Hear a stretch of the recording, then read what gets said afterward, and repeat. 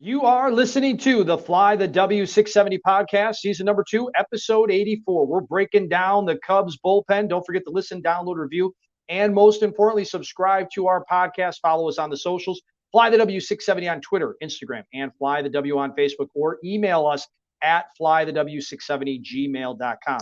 Crawly, happy Thursday and happy anniversary.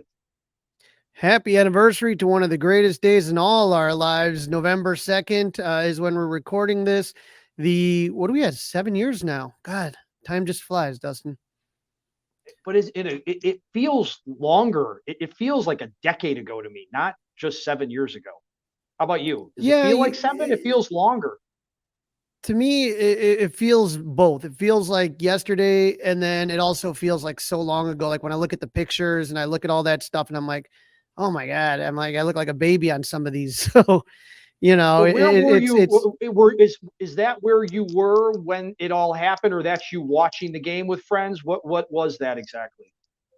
For me, no, I was a wreck. I was a train wreck. I refused to go to Cleveland. I didn't want to think I would jinx them.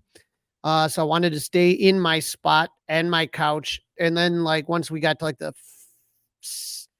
fifth inning, I was pacing pretty much back and forth in front of the TV, but I was no fun to be around. I was no anything. Like, it wasn't the jovial, hey, Crawly's at the game. No, it was leave me alone. Nobody say anything. I was. Did you watch it by yourself? Were you by yourself? My family was my wife was there, my kids were there, but no, I just did not want to have any kind of anything. Dustin, I was there in 2003 in Wrigley. I saw the Diamondbacks celebrate on our field in 2007. I saw the Mets celebrate on our field in 2015. I told you, sometimes it's just the worst feeling. All I wanted more than anything was to see a World Series in my lifetime, and how you can't get any closer than a Game 7. So I was absolutely in a panic and in no mood to be around anybody. I didn't want to be in a bar. I didn't want to be on the streets of Wrigleyville. I just wanted to be left alone. All right. And then did you go to the parade? Probably the dumbest question I've ever asked you, but did you go to the parade? The answer is yes, and we'll definitely talk about that in the next podcast when we talk about the anniversary of the parade. Always a lot of good anniversaries around this time. Well, luckily we have an anniversary. All right. So, Crawly, let's get into it. We've been talking about the different positions for the Cubs, and today on the 84th episode of season number 2, we're talking relief pitching and the bullpen. Yeah, when we look at the bullpen, when compared to the other 30 teams in MLB, the Cubs rank 16th in WAR, which is pretty similar to where they were in 2022 when they finished 17th out of 30 teams.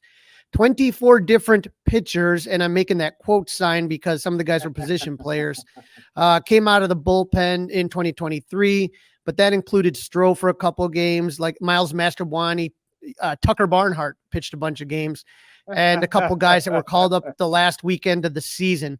But Dustin, I really want to focus on the everyday bullpen guys, the guys that were there and had real roles.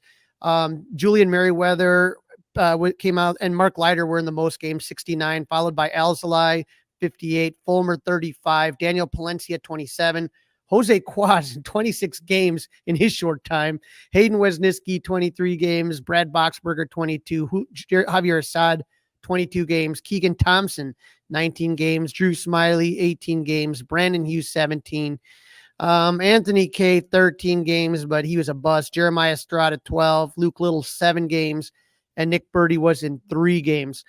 The Cubs have had a lot of success in the past, signing guys and making moves and then flipping them. You know, whether you're talking about Scott Effross or David Robertson or Andrew Chafin or Chris Martin, they've done a really good job of that. And this year they signed 2 veterans to the bullpen, Brad Boxberger and Michael Fulmer. And in one of the most underrated moves of the season, they picked up Julian Merriweather off the scrap heap, off the waiver wire from Toronto. But this year was different because the Cubs didn't sign, like I said, a lot of free agent arms. They were going mostly internal options. One issue that would affect the Cubs bullpen throughout 2023 was the lack of left-handed bullpen arms. When the team broke for the season, Dustin, the Cubs did not have a single left-handed bullpen pitcher on the roster. But like most bullpens throughout a season, there were some positive surprises and some disappointment. So first off, we thought we would look at the breakouts. When we look at the breakouts for this year, obviously, Dustin, no one bigger than Adbert Alzolay. Nobody bigger. When we were trying to figure out who was going to close games, Adbert really wasn't in the conversation with a lot of people. I think I brought it up. I said, hey, maybe. But once he started in that role, Dustin, he just excelled. He had no save opportunities in April, 2 in May, and 2 in June. But right around that time, around end of June, early July, that's when he starts to become a closer on a regular basis. And he would not give up that role for the rest of the season until he was on the IL. In July, Dustin, he converted 8 of 9 save opportunities. In August, he converted 10 of 11. Unfortunately, he blew a save against the Reds on September 1st. Didn't pitch for a week, pitched on September 8th and 9th versus the Diamondbacks, and then went on the IL with a forearm strain. He would appear in one more game in September against Milwaukee on the last weekend of the season on that Friday. He finished the season with a record of 2-5 with a 2.67 ERA. He had 7 holds and converted 22 out of 25 save opportunities. In 64 innings, he only gave up 5 home runs. But when you talk about the Cubs run, it's really going to be a couple things. It's Bellinger and Tauchman kind of solidifying that center first position. And it's going to be having Merriweather, Leiter, and Alzolay go 7, 8, 9 and solidifying the back end of the bullpen and winning a lot of close games. Yep, absolutely right. And don't forget Michael Fulmer either. He needs to be put in that conversation as well. Yeah, we'll talk about Fulmer. I didn't have him down as a breakout as much. He helped for a little bit, but as far as the season in the whole, it's okay. Mark Leiter's season got off to a rocky start. Another breakout guy. He was DFA'd by the Cubs on January 13th, but he was re-signed by the team on a minor league contract on January 30th. Leiter went 1-3 with a 3.50 ERA. He pitched 64.1 innings and struck out 77 batters. Dustin, with no lefties in the pen, Leiter was their best option he's a reverse split guy. Righties hit 254 against Leiter, while lefties only hit 185 off him. Like we talked about, Alzolay solidifies the closer role, and that at the same time, Leiter is being used in either setup or as a fireman during tough situations. 55.1 of the 64.1 innings he pitched in came in the 7th or 8th inning. Leiter's going to finish with 33 holds to 6 blown saves. Unfortunately, like the rest of the Cubs, September was a particularly brutal month for Leiter. In April, Dustin, hitters average against Leiter was 179. In May, it was 167. In June, 128. Went up a little bit in July to 225, and in August, 186. But in September, hitters hit 400 off of him. His strikeouts went way down as he seems to struggle with his best pitch, the split finger fastball. Interesting to see what his role is going to be in 2024, but he was a very pleasant, for a guy that was cut in January. He had a huge breakout season this year. Right. Nobody thought much of him at that point, obviously, because he was cut and brought back, and they brought him back because they were probably desperate. And I guess the big question, and maybe Crawly, you'll ask this question at CubsCon to our guy, Tommy Hotovy, is the split finger fastball an option for Mark Leiter in 2024? Yeah, absolutely. We talked about Julian Merriweather. He got off to a rocky start when he was DFA'd by the Blue Jays in January.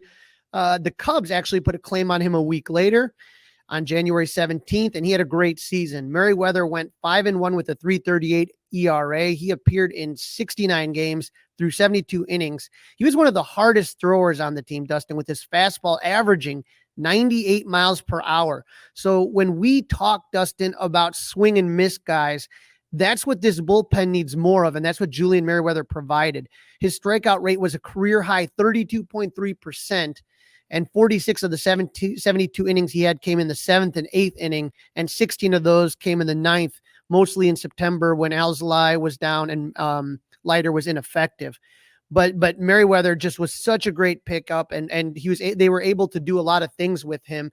And that's what the Cubs hope to continue to do, is find guys like Merriweather that, it doesn't work out somewhere. He comes in and he all of a sudden, maybe makes some changes, goes through the pitch lab, and he was a much different pitcher than he was for the Blue Jays. Yeah, he grew on me as the year progressed. I didn't like him right off the bat, but he seemed to get better, almost like a fine wine, Crawly. He aged well over the course of the Cubs season, no doubt. Every month he did better. April was his Mhm. worst month, and then by the time he was in September, he was just absolutely lights out. Right, absolutely. Javier Assad, we talked about him in the last episode when we talked about starters, and that's because he provided a valuable role as a swingman, starting some games and coming out of the bullpen in other games. He struggled to start the season, was back and forth to Iowa a few times, but from July to September, he was excellent. In July, batters hit 113 off Assad, August 198. And in September, when it looked like the rest of the Cubs young pitchers looked fatigued, he still was, batters only hit 259 off of him. And so I see him coming back in that swing role because it seemed to have absolutely no impact, whether he started, whether he was in the bullpen, he was just as effective either way. And I love that about a guy, Crawly. I love a guy that you say, here's the ball, go on the mound, get the opposing person out, regardless of the time and situation in the game. It's such a good thing to have because not everybody can do it. And it sounds goofy. Who cares if it's the 8th inning? Who cares if the 9th inning? Who cares if there's runners on? Who cares if it's clean? But it affects these guys. I wish it didn't, but it does. And to have a guy like Assad was really, really a good get. Guys that struggled. Looking at all the numbers, Dustin, Michael Fulmer was one of the big free agent signings. And the reason I put Fulmer on here, he was signed to a 1-year prove-it deal with the Cubs on February 20th as the they figured that they would use Fulmer in a setup or a closer role, but that never came to fruition. Fulmer went 3-5 with a 4.42 ERA. He threw 57 innings and struck out 65 batters. He struggled out of the gate with batters hitting 289 off him in April and 306 in May. Things got better in the summer with batters hitting only 167 off him in June and 200 in July and 229 in August. But in the end of August, Fulmer was put on the IL with a right forearm strain. He came back for a couple games in September before finishing the rest of the season on the IL. But for a guy that he was going to be one of those ideal flip guys, he was going to be, if the season didn't go well, or they were expecting him to be a closer or a setup guy. And he never really was those things. He was a really good 5-6 guy in the summer, kind of one of those guys that bridged to get if the starter couldn't go past 5 to get the ball to a Merriweather or a Leiter, but definitely not as good as we hoped he would be. One guy that was always be better, but he can always be better. But I got to jump in here a little bit. I mean, I just feel like I remember him in some high leverage situations after the trade deadline when he was really locking some stuff down. Right after the trade deadline, in July and August, absolutely. Especially June and July were his 2 best months, but April, May, not good at all. And in August, he was okay. But, 2 months of a guy, coming in the 5th or 6th inning, he did have some, again, high leverage roles. But if you'd have told me that Fulmer would have been behind Merriweather, Alzolay, and Leiter, I wouldn't have predicted that. Keegan Thompson was one of David Ross's go-to guys out of the pen in 2022. He was that swingman role that we talked about with Assad. In 2022, Keegan was 10-5 with 3.76 ERA. He threw 115 innings and was with the big club all season until he finished on the IL in September. But 2023 was a big step back for Keegan. His ERA in April was good, 193, but May was a disaster with an ERA of 9.95. He was sent to Iowa where he would spend most of the season until he was called up in late August. He only pitched 4 more games the rest of the season in August and September. So for a guy, remember the Cubs had a lot of injuries with Wade Davis in 2022 and Drew Smiley in the first half. And it was Justin Steele and Keegan who really kind of came in. And then Keegan was more in the swing role after those guys got healthy. But just a tough season for him. Another guy who had a tough season was Jeremiah Estrada. He was a young guy I was really high on. I thought this was going to be a season in 2023.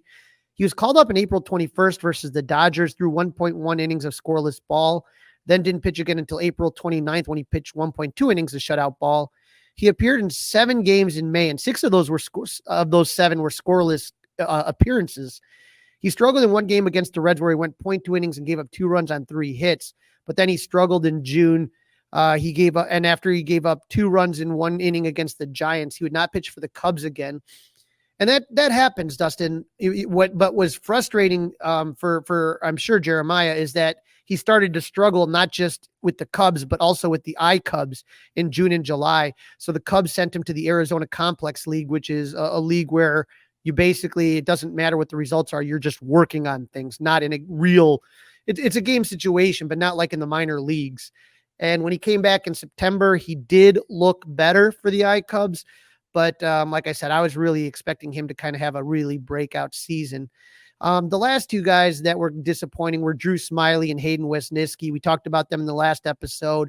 Both of those guys were in the rotation to start the season, and both of them ended up in the bullpen to end the season. And I don't know, Dustin, I just don't see either Smyly or Wesneski. Neither of them impressed me. It wasn't like, oh, well, look what we have here. We can use him as a weapon like this. They were okay out of the pen. We'll see what happens in 2024. Smiley's going to be making $10 million next year. So assume he's going to get a shot at a starter's role, but with Hayden, he's going to have to really work to get that role. But like I said, I just wasn't super impressed. And that's not saying that they won't be impressive next year. It was a step back for both of those guys this season. Well, Drew Smyly got him going in the right direction. He had a great April and May, and then he tailed off. And Wesneski's had some moments, right? We all got kind of hyped up and Wes Nasty and all that kind of stuff, but overall, not a great year for sure. No. And then finally, injuries. Brad Boxberger, he was the big bullpen signing. He was supposed to be a setup or closer, ineffective in April with a 4 ERA, worse in May with a 9.64 ERA. He was put on the IL May 15th with the right forearm strain. He did not come back up until September 8th. And then he went back on the IL September 23rd with that same right forearm strain. He only threw 20 innings for the Cubs. That was a huge, huge disappointment and a loss. And that was just injuries, you know? Right. He seems like a guy, I don't even feel like we know who he is. Like, I don't know what he can do. We didn't get a big enough sample size. Right. I think, you know, he has a record that you can look at, but it just wasn't with the Cubs. Right. Brandon Hughes was another Cub who had a successful 22 season and earned his spot in David Ross's circle of trust. He was 2-3 in 2022 with a 3.12 ERA in 57 games with 8 holds and 8 saves. He was injured most of spring training with knee issues. He came up April 15th, went back on the IL April 29th, up on May 12th, back on June 13th for the rest of the season. He was supposed to get season-ending knee alignment surgery, but instead elected to go under a surgical debridement of the left knee, and that reduced his recovery time. So he did spend a little time in Iowa in September rather than the whole year being a wash. But that really hurt not having him in the bullpen with no lefty arms when the Cubs broke camp. No doubt. Nick Birdie was another guy I was high on to start the season. He was a second-round draft pick for the Twins in 2014. Always had a live arm, throws in the upper 90s, but control issues and injuries always held him back. He appeared in 3 games for the Cubs before going on the IL with appendicitis. He returned with the I-Cubs in August, which is where he finished the season. And then finally, Dustin, 3 guys that got, they weren't major players, but they're guys I think you really want to look at for next season. Daniel Palencia, the Cubs got him in 2021 as part of the Andrew Chafin deal with the A's. In 2022, he was a big part of the South Bend championship team. And then in 23, he only spent a little time with Tennessee before being promoted to Iowa. And then the Cubs called him up 4th of July weekend against the Brewers, where he was called on to pitch 2 innings and got the win. He went 5-3 with a 4.45 ERA, 28.1 innings pitched. But he's a guy that is really someone to keep an eye on. Luke Little, a.k.a. Luke Not So Little, stands at 6'8", 220 pounds. The young lefty, he's only 23. He came up in September when Leiter became ineffective because they needed a lefty. He only threw 6.2 innings, but he didn't give up an earned run. So a guy to definitely take a look at as an opportunity to break camp with the Cubs. And then finally, Jose Cuas came into the Cubs in the Nelson Velasquez trade at the deadline. He appeared in 11 games in August and Dustin 18 games in September when the Cubs Too much Jose Cuas. Too much Jose Cuas. Exactly. But the thing is, he had a rubber arm. And he has a good pitch mix, but that was not the intended goal, was to watch Jose Cuas 18 times in September. That was just out of necessity. I think he will benefit from the pitch lab, and the Cubs believe there is a lot of unlocked potential there. But in the next segment, Dustin, we'll talk to Tony Andracki, and he's going to give us a better idea of what the Cubs are going to do as far as building a bullpen for 2024.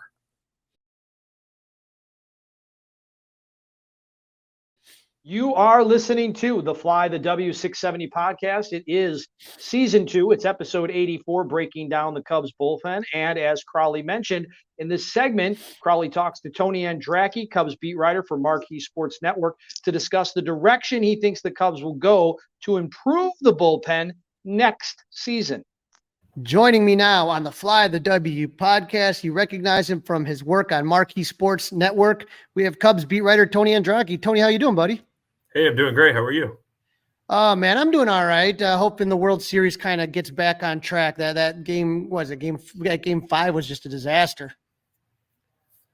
Yeah, are you pulling for the Diamondbacks then?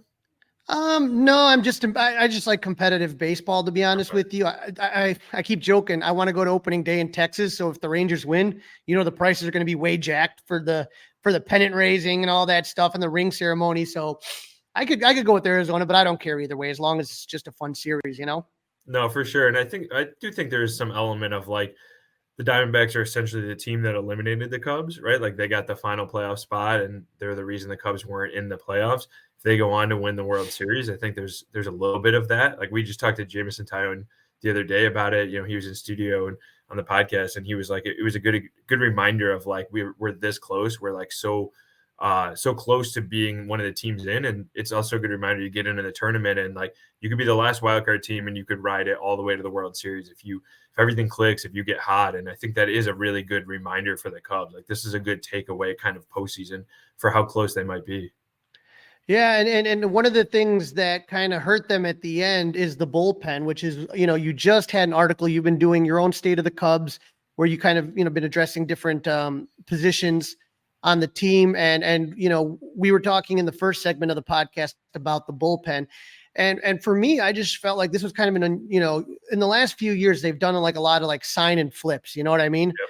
Whether you're talking about David Robertson or whether you're talking about Scott Efros or, a lot of these guys that they had, that they would then turn around and flip and get good prospects for. And this year, I think that they went for, what was it? They went for a couple of guys with Boxberger and Michael Fulmer, and they didn't really seem to pan out too well this year. Yeah, no, I would agree. I think Fulmer, obviously, like for a good stretch there, he was a big part of the bullpen. He would occasionally, I think there was like 1 or 2 times he came in like the second or third inning, but he was like the 5th or 6th inning, like gap bridger kind of guy that he would get the ball to Julian Merriweather or Mark Leiter Jr., who then would set up for Edward Alzolay. And I think when the bullpen was rolling, that when the Cubs were rolling at their best, it was when Fulmer was healthy, when David Ross had multiple options. Maybe if a guy was down, then Fulmer was available in the 7th inning. So I think that when just having all of those options was a huge component of it all. And then when he was hurt down the stretch with a forearm injury, that really impacted the team. Now he's going to miss the 2024 season to address the same issue. And at the start of the year, too, I mean, Fulmer was the first guy who got the closing opportunity, looked pretty good for a couple of outings, then faced the Dodgers and really struggled, right? Like he struggled against the Dodgers multiple times. And I think it was Houston where he gave up, not really a cheap homer, but like the Crawford boxes and stuff there is an aspect of it. He seemed like he was unlucky. He definitely struggled for a bit at the start there. So, it worked out in some sense. It didn't in others. Obviously, him being unavailable down the stretch was, I think, one of the biggest things you can point to as to why the bullpen faded. Brad Boxberger, he never really got going. Like, veteran who has a ton of experience closing, pitching in high leverage moments, and he was just hurt. He missed 4 months with a forearm injury, came back for a few outings, and then went right back in the IL with a forearm injury again. So I don't know what to expect. I think there's like a $5 million mutual option for the Cubs with Boxberger. I don't see the team taking that for a guy who is coming off a tough year in his mid-30s now. $5 million is kind of a big price to pay. So I don't anticipate either of them pitching for the Cubs again. Like we said, Fulmer's already hurt. But yeah, Boxberger, it didn't quite work out. The Merriweather signing, though, or like the claiming on waivers in January, that worked out really, really well for the team. Like a very underrated move that ended up paying huge dividends, I think, for this bullpen. Yeah, and he was really that last guy standing in September other than a bunch of kids. He was with all the injuries that piled up, Merriweather really kind of saved this team, like you said, and kept him in it till the end. Adbert Alzolay was someone that I even talked about at the beginning of last season, saying like, this is a guy that could have closer potential. I think the thing about him has always been, how lefties hit him, but you're not facing that many lefties in the ninth inning. You know what I mean? And you're giving it a little bit more gas. You have more energy because you don't have to conserve anything. I thought when Alzolay, was closing, it just really looked like he really looked great. The question has always been to me about Alzolay. It's never been about the stuff, but can he stay healthy for a 162 game season? Yeah, I think that's a very valid question. And all of last season, meaning 2022, he missed almost the entire year with a lat injury, which the same thing happened in 2018. So, he has to prove that he can stay healthy all year. He has to prove that he can get lefties out on a consistent basis, as you mentioned. He succeeded in that in 2023, and up until the last 2-3 weeks of the season, he was healthy as well. So he was a big factor. And I think one of the best stories of the team and certainly of the bullpen was, like you said, him claiming that closer's role, really earning it and going from there. I think some of the most excitement surrounding the team this year was like when he would close and he would get just so jacked up that I thought he might get hurt with some of those like fist pumps that he would do at the end of the games, or the way he would high five guys and celebrate. So it ultimately ended up being a forearm injury. I do think there's something to the fact with like him or Leiter, guys who have been starters for most of their career and have never really gone full wire to wire as relievers, as guys who are maybe pitching 3 days in a row or pitching 3 or 4 times in a week or having 60 plus appearances in a season. Like, they're not used to that. So I think that does explain a little bit of their individual fades down the stretch. I think the Cubs will be better for that, and those guys will be better for that in 24. But yeah, Alzolay emerging as the closer, I think, is a huge question answered going into next season as they build the bullpen. Now, Mark Leiter, was an interesting one where, he pitched, like you said, this is the first time he's doing it, but it seemed like something happened with that split finger. And if you look at his numbers in September, the K rate and all that stuff, it looked like, I don't know if it was just exhaustion or what, but it seemed like he didn't want to throw his best pitch, and I thought like for sure that maybe they would announce an injury of some type after the season, but I've heard nothing. Do you think it was just, fatigue or what was happening with him? I don't know for sure. My guess would be that it is some element of fatigue or something wasn't right physically that made it difficult for him to throw that pitch, to operate at his best. There were 2 different stretches. Remember, late August, early September, went in Cincinnati. He didn't pitch because I think David Ross used the term like barking, things are barking for Leiter. So he was down for like almost a week there. And then there was like an 8-day stretch before Atlanta where Leiter didn't pitch either. The whole homestand prior to that, I think Merriweather worked like 3 days in a row and Leiter wasn't out there. So between like 2 week-long stretches in the final month plus of the season certainly indicates like he was struggling with something physically. And, he did not go on the IL like Fulmer, like Alzolay or whatever, like these other guys did. But to be unavailable for almost 2 weeks in that stretch certainly hurt the bullpen, especially because it's not like they had another roster spot there. So I don't know. I would kind of point to all of September and really the last few weeks of Leiter of just fading down the stretch, of dealing with whatever it was physically that he was dealing with.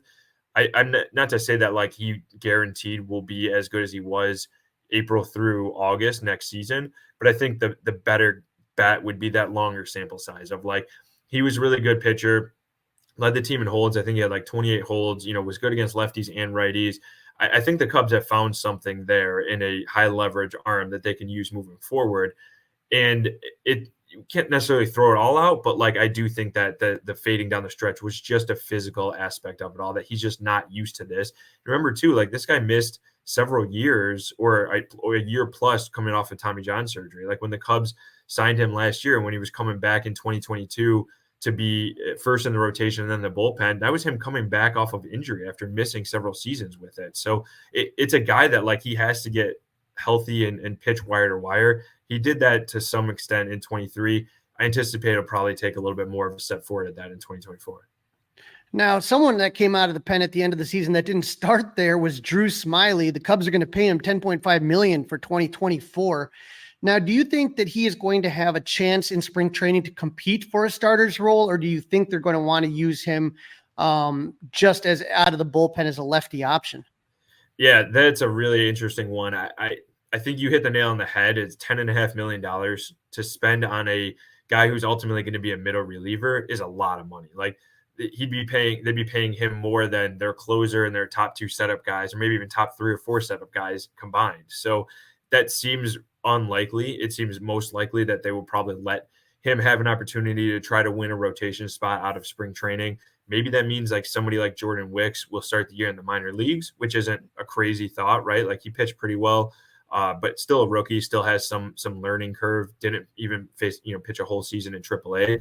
So maybe it's something like that. Maybe they try to move him this offseason. I don't know for sure, but yeah, $10.5 million is certainly a lot to be paying a guy who, while he looked good out of the bullpen, is still not pitching in the highest leverage situations there. So, and the Cubs also, I think they have a better opportunity to go out and get lefties. Luke Little's an interesting option. Brandon Hughes should be fully healthy. Like they don't necessarily need a lefty to start the 2024 bullpen. So I think he'll probably be a rotation guy, and then maybe we'll see what happens from there. Obviously, he was great to start the year, and then he really hit a tough patch in the rotation. So if that happens again, they know they can move him to the bullpen, or maybe they just move on from him. I don't know. Yeah, and one guy that to me took a really big step backward was Keegan Thompson, and it seemed like you brought up a little bit too of Brandon Hughes, but Brandon Hughes and Keegan Thompson were 2 guys I thought that Ross really kind of relied on in 2022, and obviously we talked, Brandon had the hit, the injuries that were going on, but Keegan, is there any just simple solution or just maybe a regression? What do you see with Keegan Thompson? Yeah, no, that's a really good one too, and a really interesting aspect, because going into the season, I thought he was going to be a huge component of this Cubs bullpen, because he was in 2022, like you mentioned. He also was in 2021, and like when he was at his best, he was pitching multiple innings, and then he would be down for a few days, and the Cubs just ultimately realized that wasn't the best path to success for this team. They couldn't have a guy pitch, even though he was really good and really dominant, have him pitch and then be down and unavailable for 2 or 3 days. Like that's not easy to do. And when they already had Javier Assad, who was filling, the long role in a lot of ways, and you have Keegan Thompson doing that, it's just difficult. Like you run yourself with only 8 pitchers down in the bullpen, with starters not going long, especially early in seasons. You need guys who are available. And you look at Keegan Thompson's numbers on 0, 1, or 2 days rest, they're not great. It's like 3 or more days rest, he's dominant. But he just wasn't rebounding, wasn't recovering. I don't know if there was something physically, like he had a back injury that kept him out about a month in the minors this year. I don't know if that was an impact. I know there was velocity concerns about him way back in spring training, if you remember that too. Mm-hmm. Then, he came out and looked pretty good his first few outings. But control was an issue. The ability to bounce back was an issue. I still think he's a part of the future. I just don't know exactly what role he'll fill. Maybe they will just have to use him as an every 3 days, and he'll go 2 to 4 innings in that aspect. I don't know, but I do know I don't think the Cubs are giving up on him. I do think it was really telling how his 2023 season went. When it was like mid-September, they called him up and he went like 8 or 9 days on the big league roster, never even pitched, and then was optioned right back to AAA again. So like that tells you everything you need to know about their trust in him in the 2023 season specifically. So he's got a lot that he would need to work on for sure. Recovery, control. It needs to be a rebound season in 2024 for him, or we just may not see Keegan Thompson in the bullpen moving forward. I'm not sure. Now, one guy that I think, Cub fans are going to maybe unfairly not be happy with, but really wasn't his fault, was Jose Cuas, who, was involved in the Nelson Velasquez trade. Mm-hmm. But basically, I don't think that was his intended role, was basically to pitch every day in September. And they threw that poor kid in there, and it was just like, all right, good luck. This is all we got. What, as far as Cuas is concerned, though, to me, he's really interesting. But, I'm just wondering if maybe he starts in the minors and maybe gets polished a little bit more and then comes up later on in the season, or, see how he does in spring training. But I think he's a lot better than what Cub fans are going to give him credit for, just because when they saw him, it was frustrating because he was always giving up runs, but it really wasn't his fault.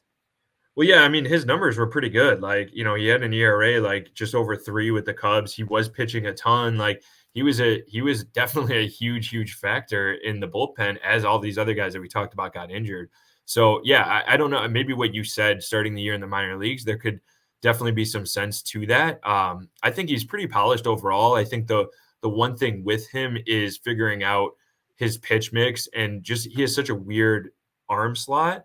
Obviously, you just don't see it a ton. It's not quite what Scott Efros's arm slot was, but he was a little bit better against lefties this past season because 2022 he was really dynamic against righties. So it's like figuring out what side he's best at, what pockets he's best at. He obviously had a rubber arm. I mean, he was I think he was close to like top 10 in the majors and appearances this past season. So that was really big. I do think his role will ultimately be decided on what the rest of the offseason looks like for the Cubs. Like, I think because of the way the bullpen faded down the stretch, because of the lack of options that were like in David Ross's circle of trust, I think they're going to get multiple veteran guys who can pitch in high leverage spots. Like, I think last year they approached it as a whole. Jed Hoyer, Carter Hawkins, like they wanted they wanted to build a bullpen internally. They wanted these young guys to come up. Apart from Palencia and Luke Little, who had their ups and downs as well, there were no guys who came up through the system. And you saw, as we already talked about, Brandon Hughes, Keegan Thompson have regression. Brad Boxberger was hurt. Julian Merriweather was great. Michael Fulmer was hurt and had some other issues as well. Like they just need more guys. They need more depth. They can't count on guys coming up through the system because it doesn't even look like there's a bunch of guys that are knocking on the door right now anyways. Like Cam Sanders, Kane Eckert, some of these other guys who had pitched really well and showed promise in spring training or in the minors in the past. Control issues are a real thing. So, I don't know exactly like who's coming up through the system. So I think that they're going to try to probably get some of those buy low guys that you talked about at the beginning.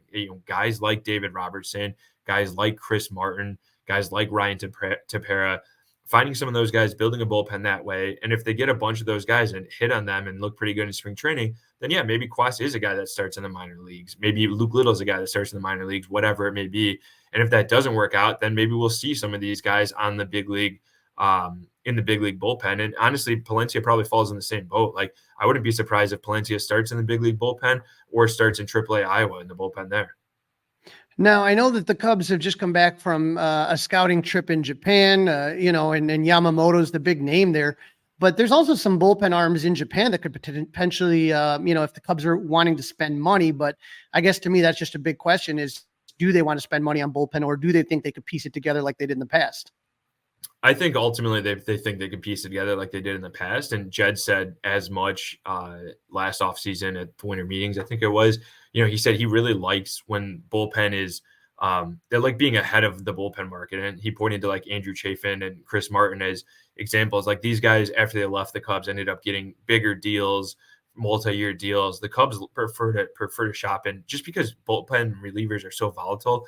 They prefer to get guys on lesser deals, like the Brad Boxberger for like $3 million, Michael Fulmer's $4 million 1 year. Like these things make a lot of sense for the team. So I imagine that they'll be doing more of that. And honestly, and when I say more as like continuing along, but also more than just the two guys that they signed last year. Like I wouldn't be surprised if they signed 3 or 4 guys or have more waiver claims like Julian Merriweather or more minor league signings coming into camp like Tyler Duffy was, stuff like that. I just think they're going to add more proven guys in the bullpen at some point over this offseason. Now, just to move real quickly away from the bullpen, this is some breaking news that happened in the last hour and a half, is that sources are reporting that John Mallee is going to be back with the major league staff. Tomorrow is the anniversary of the Cubs World Series 2016. John Mallee was the hitting coach. Under his tutelage, I mean, the Cubs made the NLCS 3 years in a row, 15, 16, 17. And then I think they let him go and they got Chili Davis, and that was a disaster. What do you think about Mallee coming back, and what do you think he's going to bring to this team? Yeah, I think it's really interesting for sure. I don't know exactly what role he's going to fill or how that's going to play out. But yeah, the Athletic reporting that is definitely a very interesting wrinkle of this offseason. I think Malee's just held in high regard around baseball, but also within the Cubs organization. You just spelled it out really nicely. Like the rapport and relationship he had with those players, I think was really key. Now, obviously, almost none of those players are still around, right? Like, I'm sure he knows Ian Happ a little bit and stuff like that. But other than that, like from the World Series team, there's nobody. Obviously, Happ came up in 2017 then, but so I don't know. I don't know exactly like what role he's going to fill. I don't know quite like how the Cubs envision this moving forward. I do know that he's somebody that they value and serving, in the minor leagues as a hitting instructor as well. Like I think they trust him. They trust having another trusted voice on the coaching staff is certainly a help too. And then rapport with David Ross is key. Like, being on the World Series team together, him as a coach, Ross as a player, I think is really important. So just adding like more good, valuable voices in there, I think can certainly help. And to be honest, though, I don't think the Cubs want to shake the system up too much from hitting. Like, they probably exceeded almost everybody's expectations as an offensive group in 2023. They need to figure something out, whether it's bringing Bellinger back or signing Shohei or whatever else. They need to do more this offseason to try to get Bellinger's production or more in return. But like overall, they're not trying to like reinvent the wheel. And I think Maley's just a guy that's going to kind of fit in seamlessly with like the offensive production. 100%. And people have to remember that Mallee was Shohei's hitting coach in Anaheim. So you got that. And then you also have a lot of guys, I think, that are like on that bubble that already know John, whether you're talking about PCA or whether you're talking about, Canario Canario, any one of those guys that he worked with. I think that'll kind of help with maybe the transition as well. No, that's a good point for sure. I think, the rapport with the guys coming up through the system this past season, absolutely. I think that helps. And it never hurts to have another valuable guy like that. Like we've seen Mike Napoli grow as a coach the last few years too. And he had such a strong playing career. And, when he first joined as a coach, like it was a little bit unidentified maybe of like exactly how he would impact the team. And now he's been a huge impact on them. So I think Maley will be kind of the same thing, like bringing another valued voice on this coaching staff. Well, Tony, I appreciate you jumping on here. Where can our listeners find your work, website, socials, podcast? Give us the whole roundtable here. Yeah, so head to the Marquee Sports Network app, follow us on the Cubs Weekly Podcast or MarqueeSportsNetwork.com, and then on Twitter at Tony Andracki 23. Tony, thank you so much for jumping on, and hopefully we'll talk to you soon, buddy. All right, sounds good. Thank you.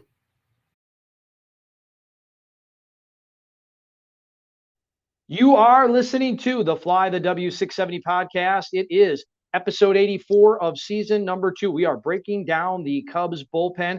And Crawly, we want to remind everybody to listen, download, review, and most importantly, subscribe to the Fly the W podcast. And right now, we have to talk about a champion. We are going to recap the World Series. The last game of baseball for this season was played last night. Let's get into a couple of items on that and some news and notes to share with everybody. Yeah. First of all, season's over, like you said, and it's award season now. Congrats to Seiya Suzuki, Dansby Swanson, and Cody Bellinger were all named Silver Slugger finalists. We will find out on the 7th who will be the winner the 7th, I think, is Golden Gloves. I think Silver Slugger is a little later. But definitely, Sunday the 5th is Gold Gloves. The Gold Gloves Award, and then later on the 9th is Silver Slugger. So the 9th is when we will find out if Seiya, Dansby, and Cody Bellinger will win. I hope Cody Bellinger does, but we'll see what happens. So that's exciting. What is really exciting for me is Patrick Mooney and Sahadev Sharma on Wednesday report that former Cubs hitting coach John Mallee coming back to the Cubs staff in 2024. We don't know what his role will be yet. But Dustin, I know John very well. I've been to his coaching clinics. He is one of the most respected hitting coaches in the game. He was the Cubs hitting coach in 2015, 2016, 2017. Dustin, those were some pretty good years. The Cubs went to 3 straight NLCS championships and won the World Series. After the 2017 World Series, they let go of Mallee, Chris Bosio, the pitching coach, and Gary Jones, who worked on defense and infield. And I thought that was a huge mistake that greatly impacted the development of the Cubs' young hitters. After Mallee was gone, they went through a series of hitting coaches who was like spinal tap drummers. Chili Davis was a disaster in 2018. You had Anthony Iapoce coming in from 2019 to 2021. Greg Brown for 1 year in 2022, and Dustin Kelly took over in 2023. So if you're a guy like Ian Happ, you've had 1, 2, 3, 4, 5 different hitting coaches. I mean, not great. No, that's a lot of revolving door on that position. Correct. And remember that Mallee was David Ross's hitting coach in 2015 and 16. After getting dismissed from the Cubs, he was the hitting coach for the Phillies. And a lot of those young Philly players learned under John Mallee. And then he went to Anaheim where he got to coach Mike Trout and Shohei Ohtani. After Mann was let go mid-season, Mallee was let go so new manager Phil Nevin could make his own hire. And then Mallee became the hitting coach last year for the Iowa Cubs. We went and we visited with him and talked to him about the players. And he did a great job with PCA, Matt Mervis, Alexander Canario, and a lot of other players in Iowa. So I think, Dustin, this is going to be a really good move because of all those young players that are going to be there. They're going to have someone there, a voice that they recognize, and a very respected hitting coach for some of the older guys as well. What am I missing, Crawly? What happened? Why did he and the Cubs break up, and now he's back with the Cubs? What happened there? Any idea? Any speculation? That's willing to I share? think I don't want to say anything that I don't 100% know. I would just say that there's a lot of questions, and I don't think we'll ever know the answers. And if there's a book or a movie that comes out, a tell-all one day about this 2016 Cubs team, that needs to be a chapter. I want to know as much as you do. Right. But there's a lot of some people news on some news on the bench coach. Yep, Andy Green. We talked about it last time. He interviewed for the Mets this week. He also interviewed for the Guardians job, so he's looking at things. And then, Dustin, you talked about the World Series, 7 years ago today. That was one of the most highest rated World Series. Yeah. Dustin, the World Series have gone down every year since, and this was a disaster in 2023. We kind of knew it would be, but God, I didn't think it was that bad of a World Series. How about you? I watched more than I thought I would, to be honest. Last night, I watched every pitch of it, and was a really compelling, intriguing game. But I think it's even harder and harder to measure the ratings than ever before because everybody watches it or takes it in on a different device or goes out to a bar or is over at a buddy's house or is listening on an app. And I just wonder if there's really a true measurement to how many people are watching the game because they had record crowds at games this year. So that seemed like there was a new love affair with baseball. And part of that is because of the game being sped up with the pitch clock, right? That is part of it, whether we like that or not, but that was definitely part of it. And again, market size, right? I mean, Texas and Arizona, smaller markets, not huge populations. So that's also a factor. But at the end of the day, all that matters is, was it good baseball? Did we enjoy what we saw? And, to me, it's like, okay, what can the Cubs learn from the Rangers who lost over 100 games just 2 years ago, and now we're going to get sized for new rings? Right. Well, when we take a look, when we last left off, Dustin, it was a 1-1 split between the two teams. Now heading to Arizona. A million years ago now. Right. And so game 3 saw D-backs 2001 heroes Randy Johnson throw the first pitch to Luis Gonzalez. I thought that was cool.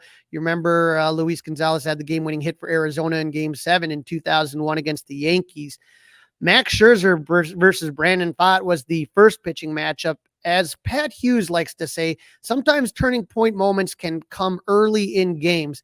In the bottom of the second, Christian Walker doubled to lead off the inning for the Diamondbacks. The next batter, Tommy Pham, singles. Walker sees the third base coach halfway between second and third, waving his arms, but then just puts his head down and runs through a stop sign, and he is thrown out at home easily on a laser by Adolis Garcia. Pham reaches second on the throw, so runner in second at 1 out, but the Diamondbacks couldn't get him in. And then right after that inning, the Rangers make the Snakes pay. Nathaniel Lowe hit a leadoff double. Jung would strike out, but Lodi Taveras would ground out to advance Lowe to third. And with 2 outs, Marcus Semien, Dustin, who had been MIA for most of the postseason, hit a clutch 2-out RBI single to put the Rangers up 1-0. And then Corey Seager hits a monster 2-run blast to right field to put Texas up 3-0. And then in the bottom of the third, Max Scherzer gets out of the inning, but Dustin, he pulls something in his back and does not come out in the fourth. John Gray would come out of the pen and pitch 3 innings, giving up only 1 hit, no walks, and 3 Ks. Brandon Pfaadt went 5.1 innings, gave up 4 hits. Unfortunately, 3 of those were in the third. And then in the top of the 8th with 2 outs, another big injury for the Rangers. Adolis Garcia flies out to center, but he feels something in his oblique. He is pulled from the game. The Rangers won game 3, 3-1, but they lost their ALCS MVP in Adolis Garcia and Max Scherzer for the rest of the series.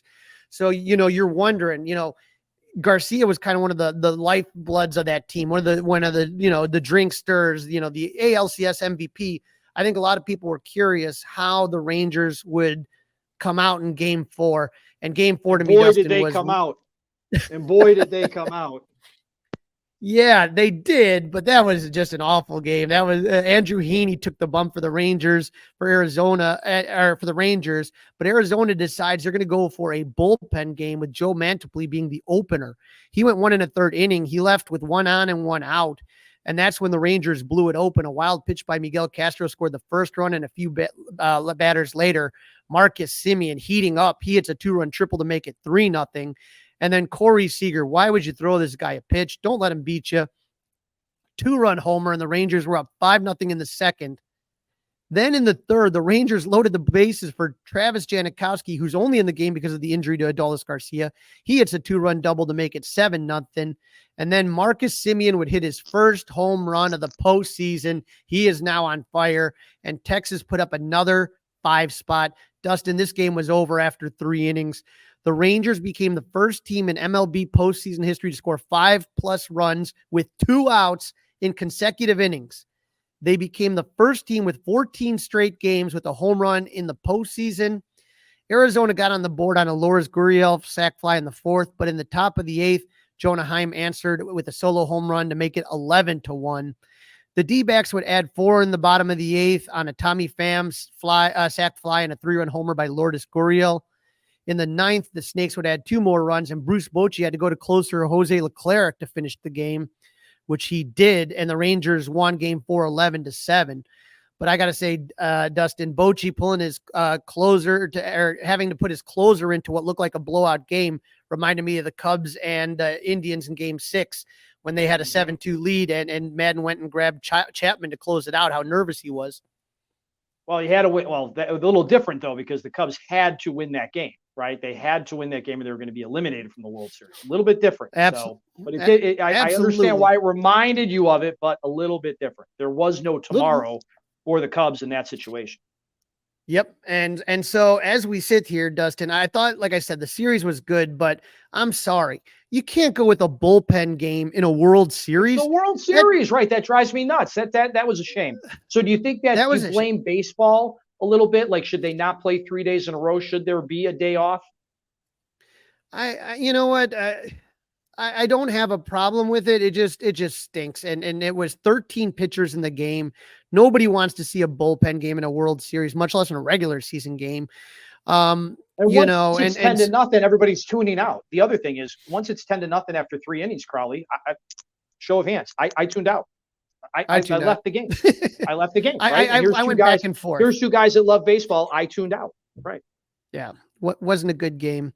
And so last game in Arizona Diamondbacks, win or go home, down 3-1. They have their Cy Young candidate, Zach Gallen, on the mound to take on Nate Eovaldi and his phenomenal postseason record. And this is what fans are looking for, right? Eovaldi versus Gallen. That's what you look for, right? Great matchup. And Gallen did not disappoint. He was perfect through 4. He gave up a 2-out walk in the 5th.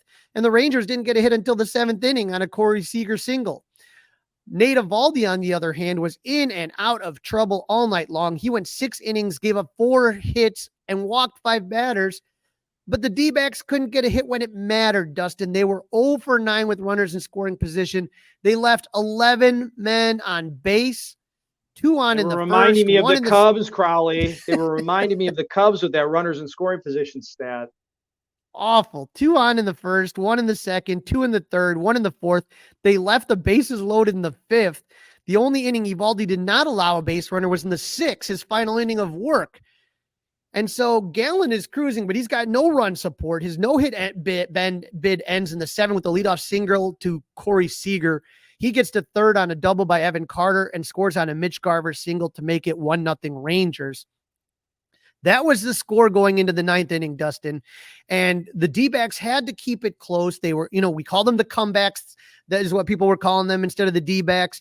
They got their, free big trade piece in Paul Sewald, the trade they made to get the closer. He needs to keep it a 1-run game. But in the 9th, the Snakes unraveled. And with a chance for one more comeback, Sewald allowed the first 2 runners to reach on singles. Then Jonah Heim is going to hit a single to Alec Thomas. He wants to make sure to throw it to home, but the ball goes under his glove, goes all the way to the wall. 2-run score, and Texas now leads 3-0. He would get the next 2 outs, but then Marcus Semien, we talked about him heating up the last couple games, and that's what you need when a guy like Adolis Garcia goes down, is someone to step up, and what a time for Semien to break his slump. He hits a 2-run blast with 2 outs, and that gives the Rangers a 5-0 lead. They win the World Series in 5 games. Dustin, they did not lose a road game. 11-0 on the road in the postseason. Crazy, crazy stat. Corey Seager named the MVP, and I had a little bit of pushback on that. I thought Marcus Semien should have definitely been in the equation, especially as we just recapped those last 3 wins. Marcus Semien heavily involved in all 3 of those. And what does he do? He bats in front of Corey Seager. So now Semien's on base. You have to pitch to Seager. Right? You have to pitch to Seager because Semien's on base half the time. So anyway, now that the World Series is over, though, Crawly, okay, there is a whole bunch of dates, and this is something as Cub fans we really got to get into. These dates are really, really enticing. They get me going. Yes. They get me thinking about baseball. Do not stop listening to Fly the W podcast. Keep listening because there's a lot of things coming up right now. Tell your friends to listen, subscribe, and leave those 5-star reviews. November 2nd. That is today, Dustin. Eligible players become free agents. There is a 5-day window in which teams have the exclusive right to negotiate with their own free agents, but it is very rare for a deal to happen in that window. What does that mean for the Cubs? In 5 days, Jeimer Candelario and Michael Fulmer are no longer Cubs. They are free to test the market. So Dustin, we talked about Candelario. Again, you're not going to sign unless the Cubs really blow them away, which I doubt it. You want to see what the market's going to offer you. That's why people usually don't do in that 5-day window, unless it's something like an Adam Wainwright or something like that, where it's like a last type of year or something. So I don't see it happening. It's also this 5-day window where teams and players have 5 days to decide on contractual options.